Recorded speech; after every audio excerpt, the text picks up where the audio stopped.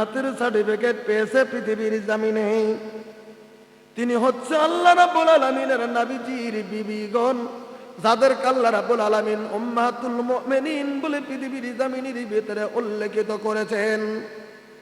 উম্মাতুল মুমিনিন হযরত খাদিজা রাদিয়াল্লাহু তাআলা আনহা থেকে নিয়ে একদম শেষ স্ত্রী পর্যন্ত নবীর 11 জন স্ত্রী, তারা ছিলেন পৃথিবীর জমিনে উম্মাহাতুল মুমিনিন, যাদের জান্নাতের সার্টিফিকেট আল্লাহ রাব্বুল আলামিন পৃথিবীর জমিনের ভিতরে দান করে দিয়েছেন। হযরত আয়েশাকে, তিনি ছিলেন হযরত আবু বকর সিদ্দিক রাদিয়াল্লাহু তাআলা আনহুর কন্যা। কত বড় সাহাবীর তিনি পৃথিবীর জমিনের ভিতরে কন্যা, তাবু হওয়ার পরেও কোন সময়ে কথা বলতে যেমন একটু কেমন করে সতীনের প্রতি রাগান্বিত করে জমিনের ভিতরে বলে ফেলেছে। বুঝতে জমিনের ভিতরে আল্লাহ রাব্বুল আলামিন তৈরি করেছেন একটু বাঁকা হাড্ডির অংশ দিয়ে পৃথিবীর জমিনে। আপনারা জানেন আল্লাহ রাব্বুল আলামিনের নবী, বিশ্বের নবী, ওই যে তার বিবিদের ঘরে আল্লাহ রাব্বুল আলামিনের নবী সব বিবিদের ঘরে ঘরে ঘরে ঘরে ঘরে ঘরে প্রবেশ করেছেন। বাইগো, আল্লাহ রাব্বুল আলামিনের নবী সবারই খবর নিয়েছেন। একবার একটা স্ত্রীর ঘরে আল্লাহ রাব্বুল আলামিনের নবী মধুপান করেছিলেন, কিন্তু ওই মধু নিয়ে অনেক কথা পৃথিবীর জমিনের ভিতরে হয়ে গিয়েছিল। আমি ইতিহাসটা বলতে চাই নাই, আমি শুধু বলতেছিলাম যে পৃথিবীর জমিনে মহিলারা একটু বাঁকা হয়ে যায়। আমি ইতিহাস আনতে চাইছি না সেটা। তবে আল্লাহ তাআলা বলে দিয়েছিলেন যে আমি আল্লাহ রাব্বুল আলামিন, আমি প্রাণহীন আদমকে বানিয়েছি, সেখানে জান দিয়েছি। একটা কথা। নাম্বার 2, আমরা ছিলাম যখন মায়ের পেটের ভিতরে আমরা প্রবেশ করেছিলাম, আপনারা কথা ভালো করে জানেন, ডাক্তারদের সাথে যারা বড় বড় ডাক্তার মিলিয়ে তাদের কাছে শুনে নেবেন। آمنوا به وأجروه ونصروه واتبعوا النور الذي أنزل معه أولئك هم المفلحون. وقال النبي صلى الله عليه وسلم الإيمان بضع وسبعون شعبة فأفضلها قول لا إله إلا الله وأدناها إماتة الأذى عن الطريق والحياء شعبة من الإيمان. رواه البخاري أو كما قال عليه الصلاة والسلام. وقال النبي صلى الله عليه وسلم ثلاثة قد حرم الله عليهم الجنة المدمن الخمر والآق والديوس الذي يقر في أهله الخبيث أو كما قال عليه الصلاة والسلام. وقال النبي صلى الله عليه وسلم المسلم من سلم المسلمون من لسانه ويده والمهاجر من هاجر ما نهى الله عنه. رواه البخاري أو كما قال عليه الصلاة والسلام.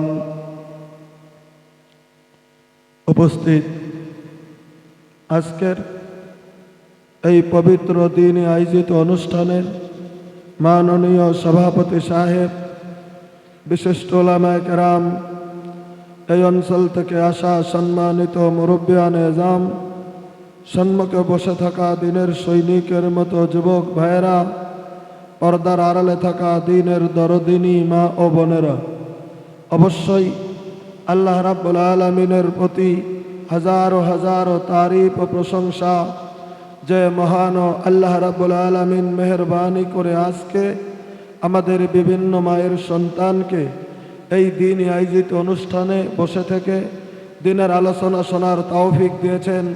আমরা সবাই মিলে একটিবার আল্লাহ রাব্বুল আলামিনের তারিফ করি, আলহামদুলিল্লাহ।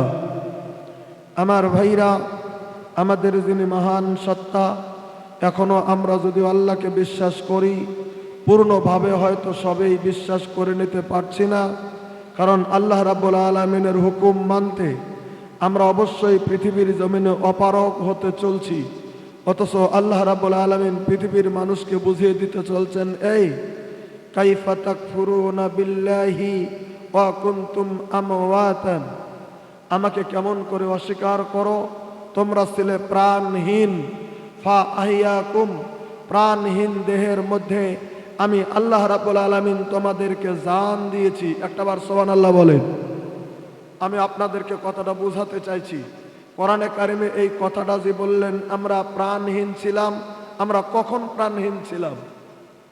এখানে মুফাসসিরিনে কেরাম দুটি তাফসীর উল্লেখ করেছেন, আপনারা কোরআনের তাফসীর একটু দেখে নেবেন। আজকে মোবাইল খোলা আছে, আজকে মোবাইলে যদি সার্চ করেন যে কোনো তাফসীর আপনারা পেয়ে যাবেন সঙ্গে সঙ্গে বাংলাতে। অন্তত আমরা জেনারেল শিক্ষিত যারা আছি, বাংলা পড়তে আমাদের অসুবিধা নয়। অবশ্যই অনেক অনেক জায়গাতে অনেক রকমের মাসলা মাসাইল চালু রয়ে গেছে।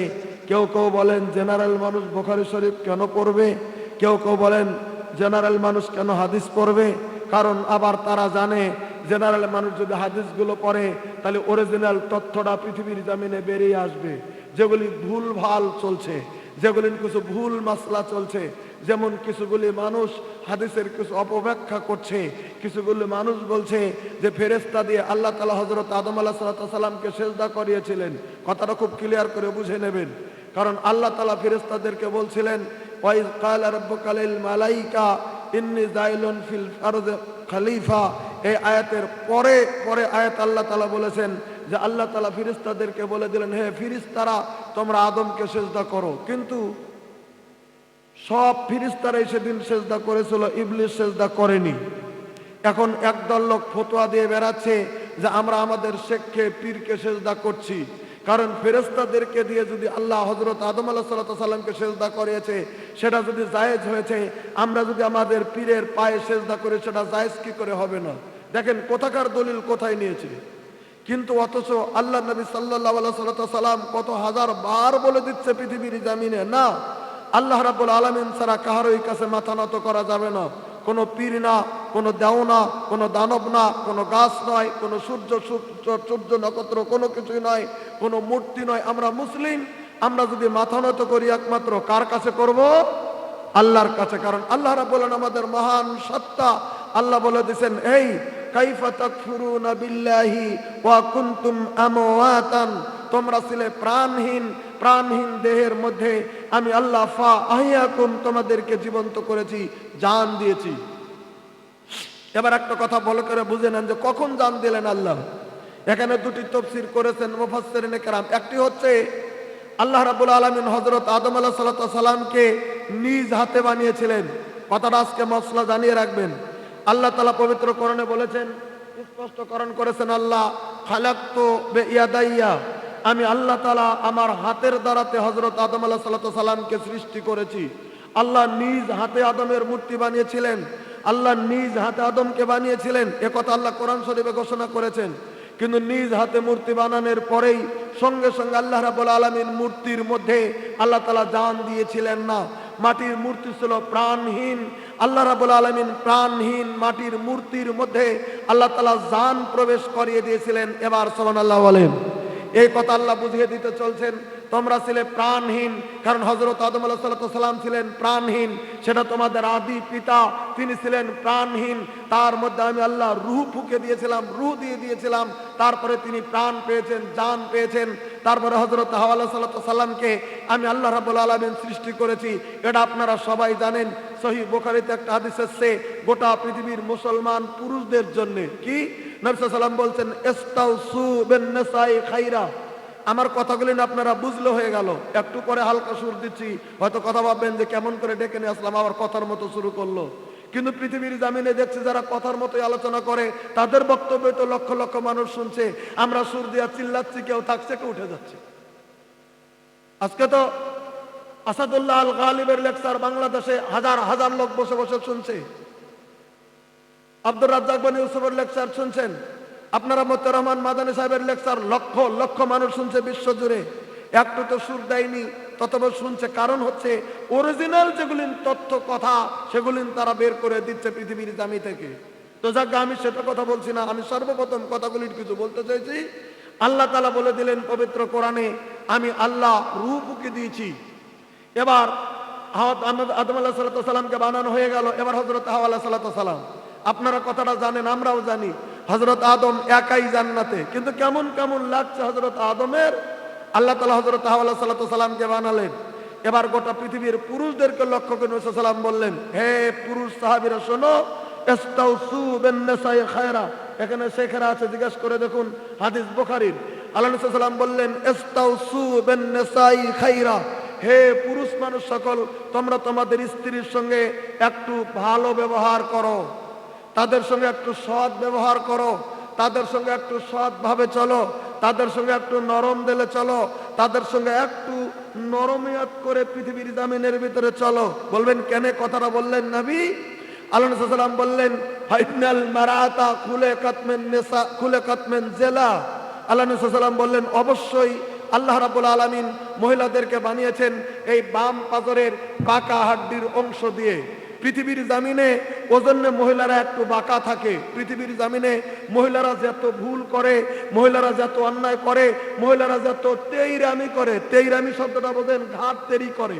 এখন আপনাদের এখানের সব মহিলা ভালো আছে জানেন, আমি আসামের মহিলাদের কথা বলছি। মানে বিবি বউ যারা আছে স্বামীর হুকুম মানে ঠিক, তবে অনেক মহিলা আছে টেढ़া। আপনাদের এখানে কেমন আছে জানেন, আপনাদের মেয়েরা হয়তো ভালো আছে। অনেক মেয়ে আছে টেढ़া, এটাকে আপনারা বলেন টেढ़া, আমরা বলি তেইরামি করা লোক। তার মানে ঘাড় তেরি করে, কথা বললেও মানতে চাইবে না, ভালো করে বলবেন তাও মানবে না, শুদ্ধ করে বলবেন তাও মানবে না, কিছু কিছু টেढ़া করবে। জি রূপার রে, ঠিক আছে, একটু পরে দোয়া করছি যাও। তাহলে এই যে টেढ़া, কেন টেढ़া করে মহিলারা? আল্লাহর নবী একটা কথা বলেছেন, বা একটা কথা আরবি প্রবাদে আছে যে প্রত্যেকটা বস্তু তার আসলের দিকে ফিরে। একটা কথা খেয়াল রাখবেন, তাহলে প্রত্যেক বস্তু যদি তার আসলের দিকে ফেরে, আল্লাহ তাআলা বানিয়েছেনই বাঁকা বাম পাজরের হাড্ডির অংশ থেকে, তাহলে মহিলারা কিছু বাঁকা থাকবে। ওজন আল্লাহ নবী সাল্লাল্লাহু আলাইহি ওয়াসাল্লাম বললেন, তোমরা যদি একবারে সোজা করতে যাও তাহলে ভেঙে যাবে। ওজন্য কিছু মিলে মিশে বসে গুনে চলো। সেদিন আমি বলছিলাম গালিয়াতে একটা কথা, যে জান্নাতের সার্টিফিকেট পেয়েছে, কথাটা খুব একটু খেয়াল করে দেখবেন।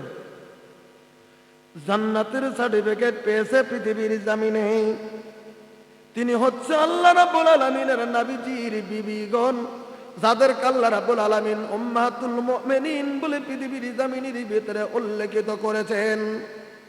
উম্মাতুল মুমিনিন হযরত খাদিজা রাদিয়াল্লাহু তাআলা আনহা থেকে নিয়ে একদম শেষ স্ত্রী পর্যন্ত নবীর 11 জন স্ত্রী, তারা ছিলেন পৃথিবীর জামিনে উম্মাতুল মুমিনিন, যাদের জান্নাতের সার্টিফিকেট আল্লাহ রাব্বুল আলামিন পৃথিবীর জামিনের ভিতরে দান করে দিয়েছেন। হযরত আয়েশাকে, তিনি ছিলেন হযরত আবু বকর সিদ্দিক রাদিয়াল্লাহু তাআলা আনহুর কন্যা। কত বড় সাহাবীর, তিনি পৃথিবীর জামিনের ভিতরে কন্যা। তাবু হওয়ার পরেও কোন সময়ে কথা বলতে যেমন একটু কেমন করে সতীনের প্রতি রাগান্বিত করে জামিনের ভিতরে বলে ফেলেছে। জামিনের ভিতরে আল্লাহ রাব্বুল আলামিন তৈরি করেছেন একটু বাঁকা হাড্ডির অংশ দিয়ে পৃথিবীর জামিনে। আপনারা জানেন আল্লাহ রাব্বুল আলামিনের নবী, বিশ্বের নবী, ওই যে তার বিবিদের ঘরে আল্লাহ রাব্বুল আলামিনের নবী সব বিবিদের ঘরে ঘরে ঘরে ঘরে ঘরে ঘরে প্রবেশ করেছেন। বাইগো, আল্লাহ রাব্বুল আলামিনের নবী সবারই খবর নিয়েছেন। একবার একটা স্ত্রীর ঘরে আল্লাহ রাব্বুল আলামিনের নবী মধুপান করেছিলেন, কিন্তু ওই মধু নিয়ে অনেক কথা পৃথিবীর জামিনের ভিতরে হয়ে গিয়েছিল। আমি ইতিহাসটা বলতে চাই নাই, আমি শুধু বলতেছিলাম যে পৃথিবীর জমিনে মহিলারা একটু বাঁকা হয়ে যায়। আমি ইতিহাস আনতে চাইছি না সেটা। তবে আল্লাহ তাআলা বলে দিয়েছিলেন যে আমি আল্লাহ রাব্বুল আলামিন, আমি প্রাণহীন আদমকে বানিয়েছি, সেখানে জান দিয়েছি। একটা কথা। নাম্বার 2, আমরা ছিলাম যখন মায়ের পেটের ভিতরে আমরা প্রবেশ করেছিলাম, আপনারা কথা ভালো করে জানেন, ডাক্তারদের সাথে যারা বড় বড় ডাক্তার মিলিয়ে তাদের কাছে শুনে নেবেন। আমরা জানি যে বাবার ওরসে এক ফোঁটা পানি মাতৃরেহেমের ভিতরে প্রবেশ করার পরে ওই পানি থেকে রক্তের ঢিমা হচ্ছে, রক্তের ঢিমা থেকে মানবাকৃতি হচ্ছে। 120 দিনের দিন আল্লাহ রাব্বুল আলামিন মায়ের পেটে আমাদের জানকে প্রবেশ করিয়ে দিয়েছেন। একবার সুবহানাল্লাহ বলেন। তাহলে এই 120 দিন আমরা প্রাণহীন ছিলাম পৃথিবীর জমিনে। যদিও রক্তের ঢিমা ছিল, সেখানে আল্লাহ প্রাণ ঢুকিয়ে দেওয়া হয়নি। এজন্য একটা মাসআলা মনে রাখবেন, পৃথিবীর জমিনে অনেক সময় এরকম বেকার হয়ে যায়, একটা স্ত্রীর কেবলমাত্র বাচ্চা হয়ে গেছে, হয়তো তার বাচ্চা হওয়ার পরে 3 মাস পরে আবার তিনি পবিত্র হয়ে গেছে, নেফাস তার ফুরিয়ে গেছে, আবার স্বামী স্ত্রী মিলন করেছে, 2 মাস পরে আবার বাচ্চার আবির্ভাব হচ্ছে। এবার খুব যদি জটিল হয়, ডাক্তাররা যদি বলে দেয় এখন যদি তুমি আমার বাচ্চা নাও তাহলে হয়তো বড় বিপদ, এখন ভুল করে যদি হয়ে গেছে এবার বাচ্চাটা রাখবো কি রাখবো না, এই যে সমস্যা। 100% ফতোয়া হচ্ছে বাচ্চা আপনি রেখে দিন, বাচ্চাকে মেরে দিয়েন না। তারপরেও যদি বিশেষ অসুবিধা হয়ে যায়, তাহলে আপনি প্রথমে যখন স্বামী স্ত্রী সহবাসের পরেই যদি জানতে পারে কেউ যে না এবার আমার স্ত্রী আবার আমার হচ্ছে না, মাসিক হচ্ছে না, তাহলে প্রবলেম দেখা দিচ্ছে, বাচ্চা হবে, তাহলে এই বাচ্চাটা আমি প্রক্রিয়াও করিনি, কিছুই নয়, তাহলে এই বাচ্চাটা আমি কি করব? মাসিকের জন্য যদি কেউ ট্যাবলেট খেলায় অপরাধ, তবে অপরাধ যতটুকু হবে 120 দিনের পরে। কেউ যদি ট্যাবলেট খিলানোর পরে 120 দিনের পরে মাতৃরেহেম থেকে বাচ্চা আপনি হাঁটিয়ে দেন, তাহলে আপনি কঠিন কিয়ামতের দিন ডাইরেক্ট একটা মানুষকে কাতল করলে যে আসামির কাঠগড়া দাঁড় হতে হবে, ফতোয়াটা মনে রাখবেন, একদম ডাইরেক্ট কাতলের আপনি কাতিল হয়ে গেলেন। যদি 120 দিন পেরিয়ে যায়, তারপরে যদি তার মাসিক চালু করার জন্য আপনি সেটা হোমিও ট্রিটমেন্ট নেন, আর গাছান্ত খিলান, আর অ্যালোপ্যাথি ওষুধ খিলান, কোনো ডাক্তার যদি খিলায়, কোনো দেওয়ানি যদি খিলায়, গ্রামের মুরব্বী যদি খিলায়, যদি বাবাই খিলায়, যদি স্বামীয়ে খিলায়, ইচ্ছাকৃতভাবেই যদি খায়, তাহলে আপনি ডাইরেক্ট কাতিল। কঠিন কিয়ামতের দিন ওই আপনার 120 দিনের পরের বাচ্চারা আল্লাহ রাব্বুল আলামিনের দরবারে কঠিন কিয়ামতের দিন আল্লাহর কাছে বিচার দিয়ে দেবে। আল্লাহ পবিত্র কোরআনে বলেছেন, ওয়াইযাল মাউউদাতু সুইলাত বিআইয়ি যামমিন কুতিলাত। সেদিন আল্লাহর কাছে প্রশ্ন করে, আল্লাহ আমরা তো অপরাধ করিনি, আমরা মায়ের পেটে ছিলাম বা আমরা ছোট ছিলাম, অপরাধ করা অবস্থা ছাড়াই আমাদেরকে কাতল করে দিয়েছিল, আল্লাহ তোমার কাছে বিচার দায়ের করলাম। ওই জন্য কথা হলো, কোন স্ত্রীর গর্ভে যদি 120 দিন পেরিয়ে যায়, তারপরে যদি আপনি সেটা অবসান করে যদি ফেলে দেন পৃথিবীর জমিনে, তাহলে আপনি কাতলের একটা মার্ডারের আসামি হয়ে গেলেন আল্লাহর দরবারে। কথাটা মনে রাখবেন। আর ওলামা কেরাম ফতোয়া করেছেন যে 120 দিনের আগে কেবলমাত্র 1 মাস চলে গেছে, তারপরে যদি ট্যাবলেট খিলিয়ে যদি আপনার মাসিকটা ক্লিয়ার হয়ে যায়, তবে আপনি অন্যায় করলেন। তবে কাতেল থেকে বাঁচার অন্তত একটা রাস্তা, কোনো মতে যে এখনো আল্লাহ তাআলা তার ভিতরে রুহু দেয়নি, আপনি কাতেল হইলেন না, তবে অন্যায় করলেন, কারণ এই অন্যায় করার অধিকার ইসলামে আপনাকে দেয়নি। কথাটা খেয়াল করে রাখবেন। তবে অন্যায়ের মধ্যে কম বেশি আছে। তো যা হোক, আমি বলতেছিলাম বলে কি, তাহলে 120 দিনের দিন আল্লাহ রাব্বুল আলামিন মাতৃরেহেমে আমাদেরকে আল্লাহ তাআলা জান প্রদান করেছিলেন, আর সেদিনই আমরা নড়াচড়া শুরু করে দিয়েছিলাম। আল্লাহ রাব্বুল আলামিন ডাইরেক্ট মানব দেহে আল্লাহ তাআলা দান দিয়ে দিয়েছেন। তো মুফাসসিরিনে কেরাম বলেছেন, কাইফা তাকফুরুনা বিল্লাহি ওয়া কুনতুম আমওয়াতান ফাআহইয়াকুম। আমি আল্লাহ তোমাদেরকে জান দিয়ে দিলাম, মাতৃরেহেম থেকে পৃথিবীতে আসলাম। এবার যদি আমরা মনে মনে ভাবি, এসেছে যদি, তাহলে আমার সাথে আর কে পারে? এসেছে যদি, তাহলে আমার ভাগ্য তো আমি চলছে, আমার কার কথা আমি শুনতে চাই না। আল্লাহ তাআলা বলেন, তোমাকে আমি আল্লাহ সীমিত সময় দিয়ে বানিয়েছি। হাদিস বুখারী শরীফের, আল্লাহ নবী সাল্লাল্লাহু আলাইহি ওয়াসাল্লাম বলেন, উকতুবুল মাকাদিরা ক্বাবলা 50 আলফা সানা। হাদিস বুখারী শরীফের, আল্লাহ রাব্বুল আলামিন ও আল্লাহ নবী সাল্লাল্লাহু আলাইহি ওয়াসাল্লাম বলেছেন, এই পৃথিবীতে যে আমরা মানুষ এসেছি, আল্লাহ তাআলা আমাদেরকে সৃষ্টির 50,000 বছর আগে আমাদের তকদির আল্লাহ রাব্বুল আলামিন লিপিবদ্ধ করেছেন। পৃথিবীতে কয়দিন বাঁচবো, কয়দিন থাকবো, কয়দিন খাদ্য খাবো, কয়দিন চলবো, আমাদেরকে আল্লাহ রাব্বুল আলামিন আগেই লিখে দিয়েছেন। তবে হ্যাঁ, কেমন করে একটা মানুষ মারা যায়? কলকাতা থেকে একটা কিতাব লিখেছেন, কিতাবটার নাম মহাসমুদ্রের কয়েক ফোঁটা। নামটা শুনলেন আপনারা? একটা কিতাব লিখেছেন কলকাতা থেকে বা ঢাকা থেকেও লিখেছে, মহাসমুদ্রের কয়েক ফোঁটা। বাংলাতে কিতাবটা লেখা আছে, তার ভিতরে মানুষ যে মরে যায় এই কথাটা ঘোষণা করেছেন। কেমন করে মানুষ মরে? আমার